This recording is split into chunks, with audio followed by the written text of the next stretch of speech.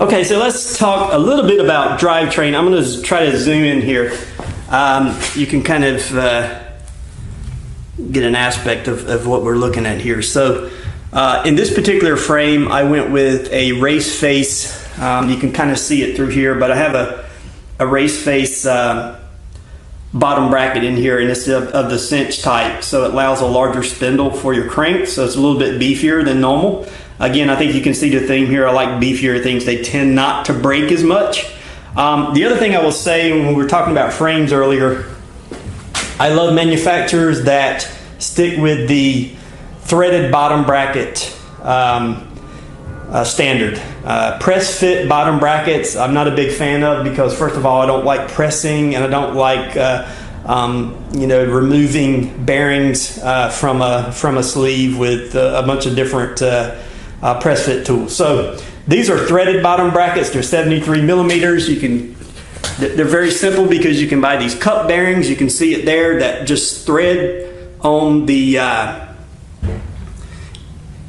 inside the bottom bracket shell, and if something happens and you mess it up, then well, you can just rethread the bottom bracket. But typically, if you're careful on these things, you can just replace the bearing and in one complete shot and just remove the cranks, and it's pretty simple to actually work on. So I like that. I don't like messing around with the press of it too much. But speaking of the drivetrain, so I have the race face cinch 175 millimeter cranks, and they're turning a 2x10 setup on the bottom here. This is the front chain rings, so it's 2 speeds, so you'll see 2 chain rings. I think I'm running a 3624 up front, so it's 36 teeth on the big chain ring there, and then the smaller chain ring, which the chain is actually on right now, is a 24 tooth chain ring. So that's my 2-speed up front. My front derailleur is just a basic SRAM. I think it's like a SRAM X5 here. You can see I don't change a lot of gears in the front. Don't use the derailleur that much, but I did choose 2x for a reason. So I'll talk a little bit about that in a minute. The actual cranks are race face cinch, as I mentioned a little bit earlier.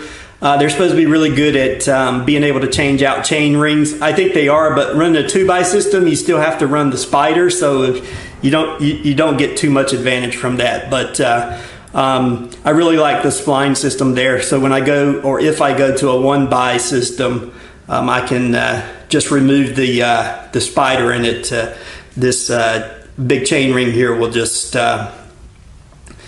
cinch right down to the spline mechanism that exists there. So that's 2-speed up front, and as we go to the back, pretty standard Shimano stuff.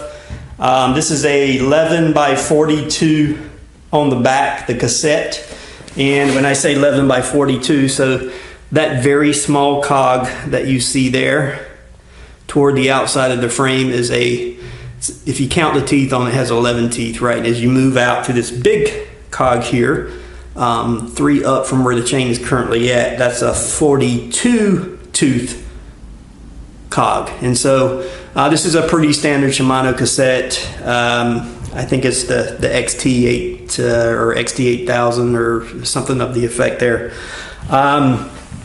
Running if you look at our derailleur here, I'm running the XTR derailleur.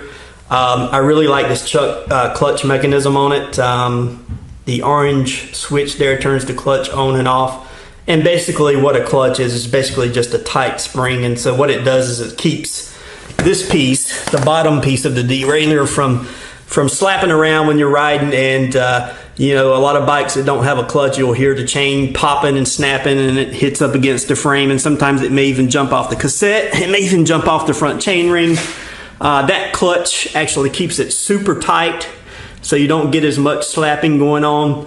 The bike's much quieter when you ride, and I can tell you, if you're riding, you want to be kind of in tune with the sounds that your bike's making, because it can kind of give you some indication of what it's doing and how far you can push it. So I really like that.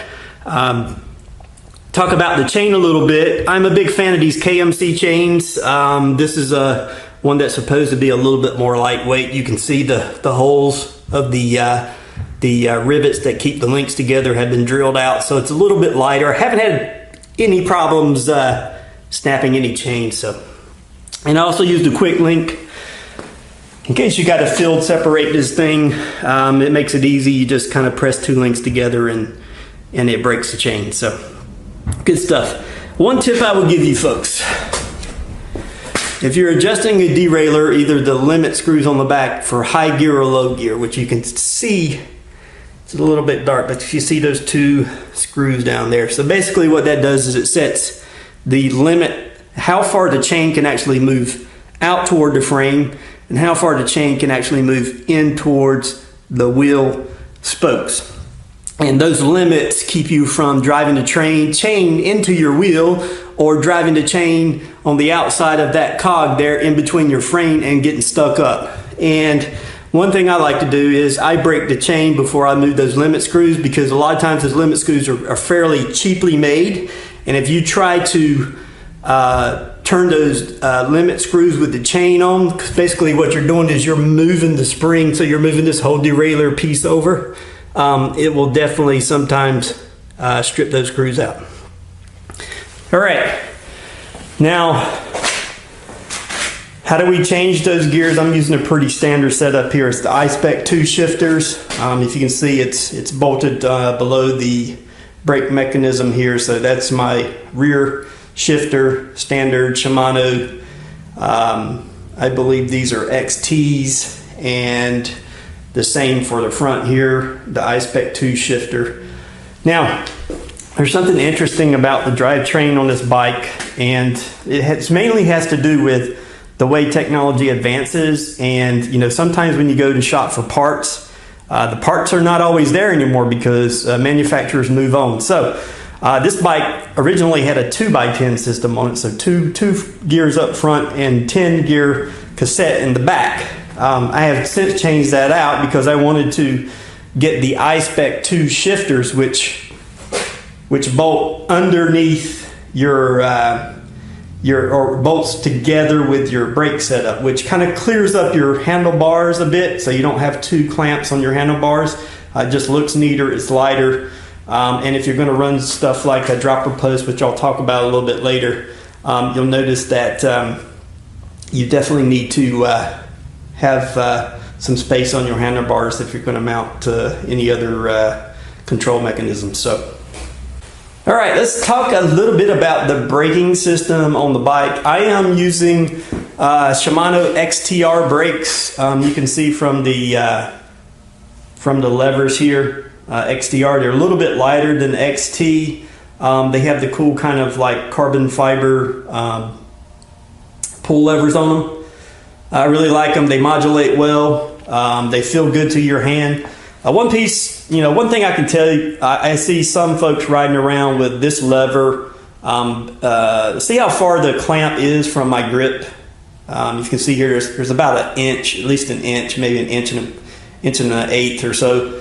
And I do that because of leverage, right? So you ideally want to be able to brake with one finger. And in order to brake with one finger, you need leverage, and you need that one finger to be at the very tip of your brake lever, literally right at the end. So your finger should fit right in the bend of that brake lever. And the only way you can do that is to mount your brake system inboard. And that's why you see the inch or so gap here. But when I have my hands on the handlebars, my pointer finger will rest right on the tip of that brake, and that allows me enough leverage to brake the entire bike with one finger from the rear side, and I do the same for the front side, and I'll show you that in a minute.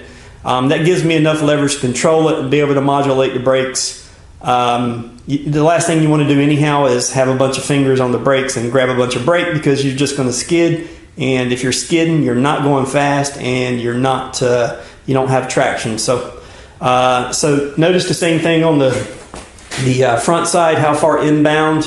Not quite as far inbound on the front side, and that's because I'm running out of space. I've got my dropper post control up there, and I didn't want to push my gear shifter since the gear shifters mount to the bottom of the brake, remember these are I-Spec 2s, I didn't want to push the gear shifter too far inboard where my thumb cannot contact it right here. So you have to be mindful of that. So you have to kind of find a balance.